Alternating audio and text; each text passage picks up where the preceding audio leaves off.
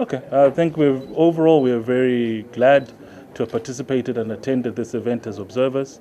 I think there was a lot of interest within the delegates and also within the football community on this election, and the delegates made their choice well known and voted accordingly. So we would like to thank Chairman Dlamini and the Electoral Committee for their leadership in the process, and we wish the new Executive Committee well in their mandate for the next 4 years.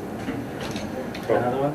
Yes. Mr. Mudege, Yes. maybe to divert a bit from the election. Yes. I think as FIFA, you've got programs, just to detail a bit of the programs of countries when we talk about football. Yes. There's one of the young professional leagues. As a country, Eswatini, well, we're not there. What's the interest from FIFA to such country? What are some of the support we can expect from FIFA maybe in the coming 4 years? Okay. I think the support has always been there. One of our flagship development programs is the FIFA Forward program, which has allowed Eswatini to benefit and to make the investments within the regions. So I think you'd know about the technical center at Kalanga, and you'd also know about the technical center at Hoho. I understand with the new leadership, they'll have to sit down to see where investments are needed. But I've also been very impressed by the way in which they've invested. I think Kalanga is one of the few technical centers where there was actual desire to make a running track around it for referees.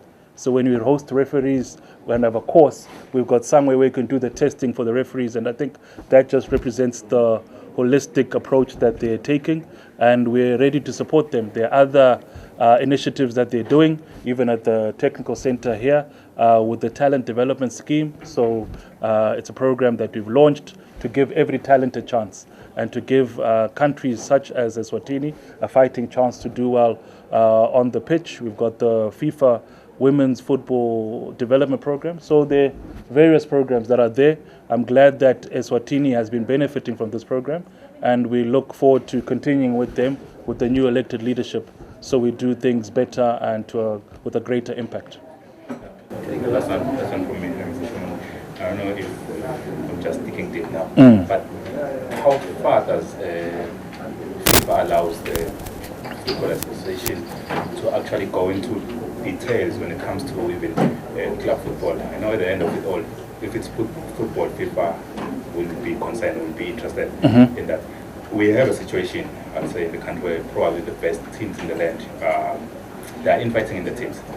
How far does FIFA encourages the Football Association to intervene when whatever is happening actually at the end have an impact on the larger scale of football in the country? Okay.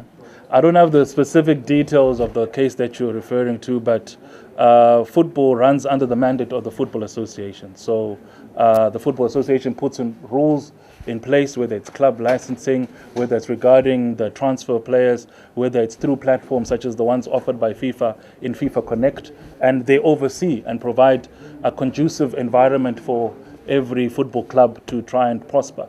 So when there are challenges, when there are conflicts, we turn back to these regulations and everything in terms of how people can present their case, how decisions can be made. So the Football Association definitely oversees this. We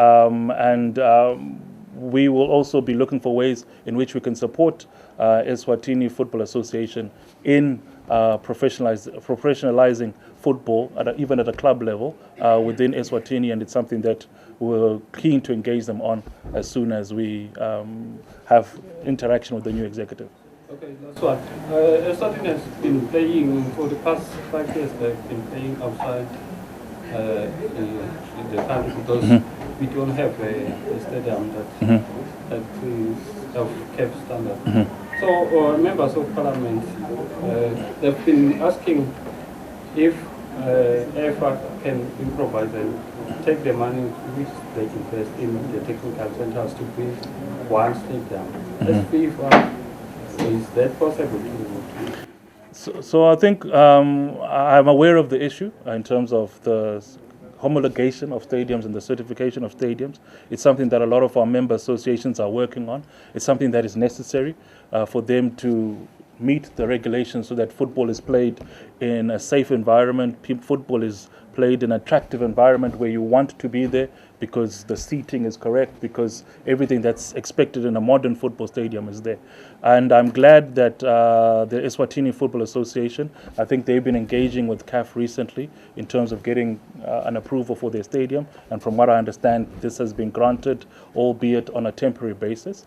In terms of what football investments can be done under this forward program that I mentioned, and this is something that has been shared with the Eswatini Football Association, we can only invest under the forward program in a facility that is owned or leased to the federation for long term.